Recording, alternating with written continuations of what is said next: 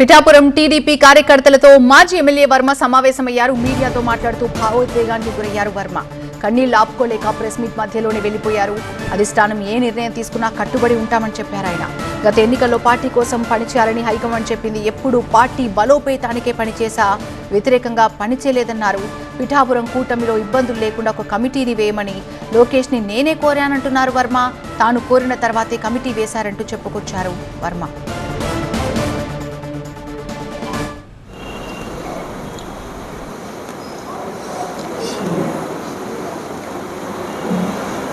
పిఠాపురం అంతా తెలుగుదేశం పార్టీకి క్రమశిక్షణగా వాళ్ళు ఇచ్చిన ఆదేశాల ప్రకారం అధిష్టానం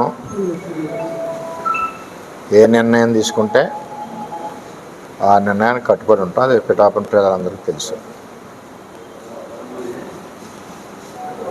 నిర్ణయం పార్టీకి నిలబడాలన్నారు, మొన్న నిలబడ్డాం. పార్టీకి ఎప్పుడూ కూడా వ్యతిరేకంగా కానీ పార్టీ బలోపేతానికి పనిచేసాను తప్పితే వేరేది లేదు. రెండవది, మీరు అడిగిన ప్రశ్నకి నేను ఆల్రెడీ మొన్న లోకేష్ గారిని కలిశాను. లోకేష్ గారితో డిస్కస్ చేసాం.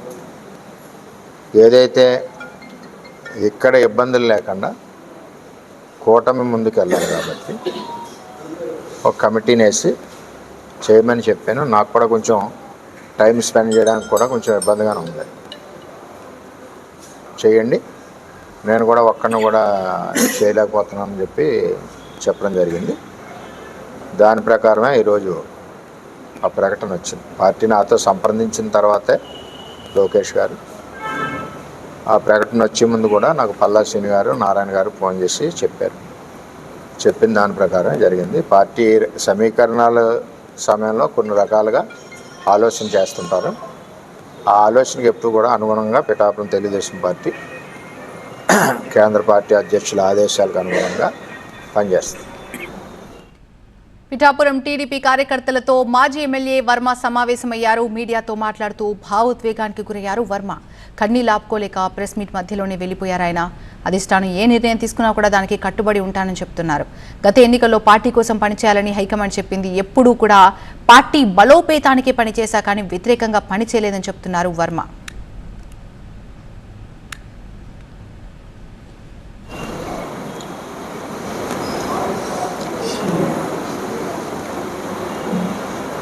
పిఠాపురం అంతా తెలుగుదేశం పార్టీకి క్రమశిక్షణగా వాళ్ళు ఇచ్చిన ఆదేశాల ప్రకారం. పూర్తి అప్డేట్స్ అందించడానికి మా ప్రతినిధి సత్య ఫోన్ లైన్లో సిద్ధంగా ఉన్నారు. సత్య, పిఠాపురానికి సంబంధించి కూటమి సమన్వయం ఎలా ఉండబోతోంది? కమిటీ ఎప్పుడు వేసే అవకాశాలు కనిపిస్తున్నాయి?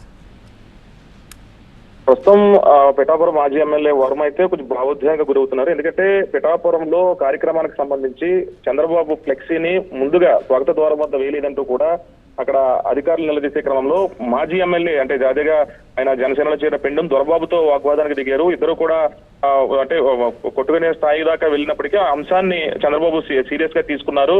ఫ్లెక్సీలో వారు అంటే పిఠాపురంలో ఏదో సందర్భంలో అధికారుల నిర్లక్ష్యం వల్ల చంద్రబాబు ఫోటో కానీ లేదంటే పవన్ కళ్యాణ్ ఫోటో కానీ ఇద్దరు విషయాల్లో కూడా ఇరువురు కొన్ని కార్యక్రమాల్లో ఘర్షణ పడినటువంటి దాఖలాలు కూడా ఉన్నాయి. అయితే అధిష్టానం ఇప్పుడు ఏ నిర్ణయం తీసుకుంటే దానికి నేను కట్టుబడి ఉంటానంటూ వర్మ ఇప్పుడు భావోద్వేగానికి గురి ప్రెస్ మీట్ కూడా పెట్టి వివరాలు వెల్లడించినటువంటి పరిస్థితి. పిఠాపురం సంబంధించినటువంటి కూటమిలో నాకు ఎలాంటి ఇబ్బంది లేదు, పార్టీ పరంగా నేను అన్ని పనులు చేసుకుని ముందుకెళ్ళిపోతున్నాను. ఈ విషయాన్ని నేను ఒక్కడనే పని చేయడానికి నాకు ఇబ్బందిగా ఉంది కనుక ఇదంతా నారా లోకేష్ కి తెలియజేశాను.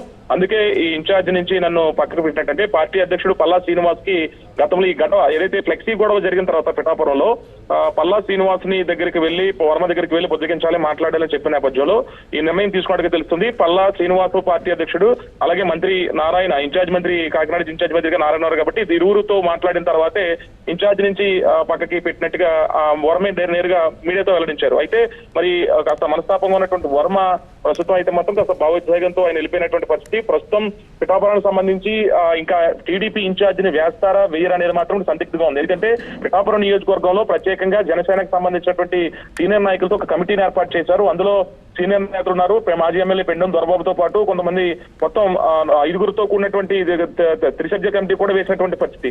ఇందులో పిఠాపురం ప్రజలకు ఇబ్బంది కలగకుండా చూడ అంశాల్లో మాత్రమే ప్రజల ముందుకెళ్లాలని సూచించారు.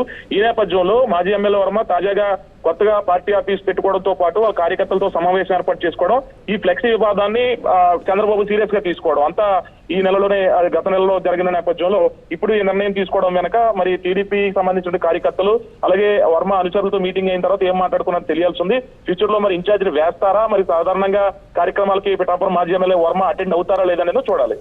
Right, thank you Satya, thanks for the updates.